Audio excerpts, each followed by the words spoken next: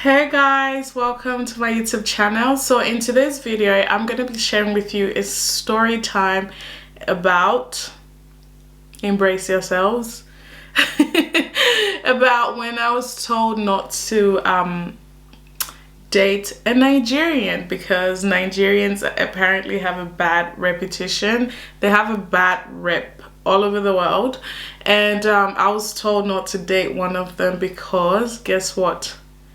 They have big cucumbers to keep it safe. So I was told not to date a Nigerian man because I'm never gonna be the same size again. So anyways, a few years ago I got out of a really bad relationship with a very controlling man. It was just for a very brief period of time, but at the time it felt like it was on forever. If you've ever been in a physically abusive relationship, you know exactly what I'm talking about. So when we broke up, he was like to me, I don't think you should date a Nigerian man. And I'm like, why? He's like, because they have big things, if you know what I mean. So I was like, okay, why are you telling me that? And why are you worried about that? But I think it's because at the time he was very controlling and he felt that he still had access to me, or he should still have access to me. I don't know, it's this weird thing with Liberians always thinking that once you break up with someone, you're still gonna have love for them. So maybe that's what he was hoping on. I don't know, but he was, he did say that to me. So and then a few years later, about 2.5 years later, I somehow started to run into Nigerian guys. And someone said to me at the time that because I have the big bottom, Nigerian guys are attracted to that. So anyways, I dated one of them. He was a complete Yoruba demon. If you need a story time on that, give this video a like or comment down below that you want my story time on my experience with the Yoruba demon. Complete demon. I'm not the ride or die. Like, I'm not here to ride or die with an asshole. I ride or die. If I'm gonna ride or die, I'm gonna ride or die with a good man that's worth it. Not with an asshole. No, that's not why I was brought to this earth for, to ride or die for someone's son who lacks home training. So anyways, we broke up. I moved on, he moved on. Me being me, not giving a shit, I moved on anyways, but he was always hoping on the fact that we would get back together, but he wouldn't say it. Every time I got with someone, not with a lot of people, because the second person was my fiance, he's like, every time we got with someone, he would be very abusive. Very, very abusive. Even if I said hi, he would be like, fuck off. And don't be like, oh, well, since you are really good at moving on, why were you still talking to him? That's because we had a child together.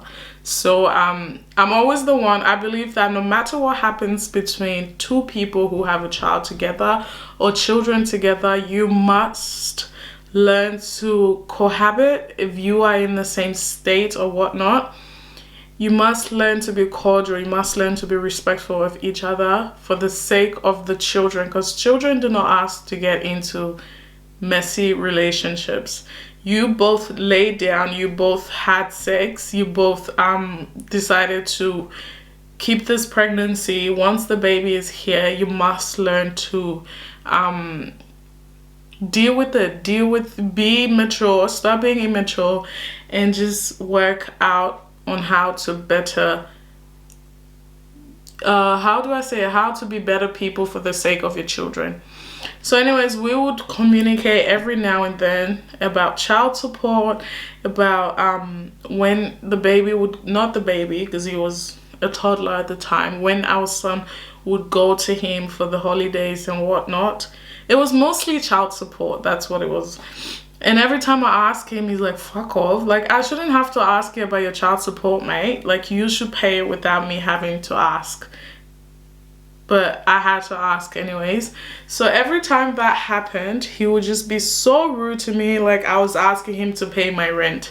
No, you need to pay your son's child support. That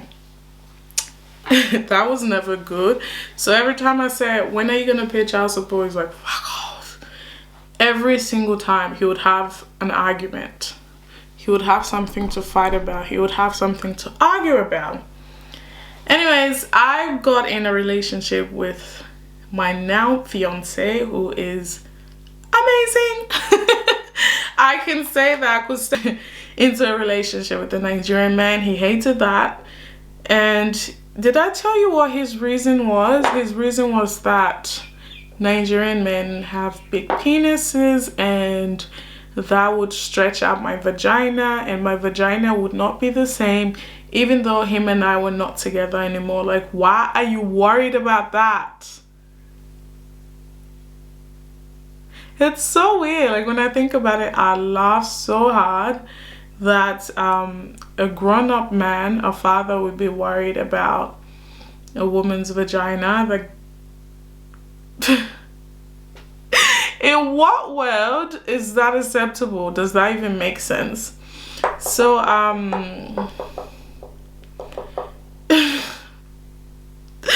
it is so funny that that ever happened. I can't believe it.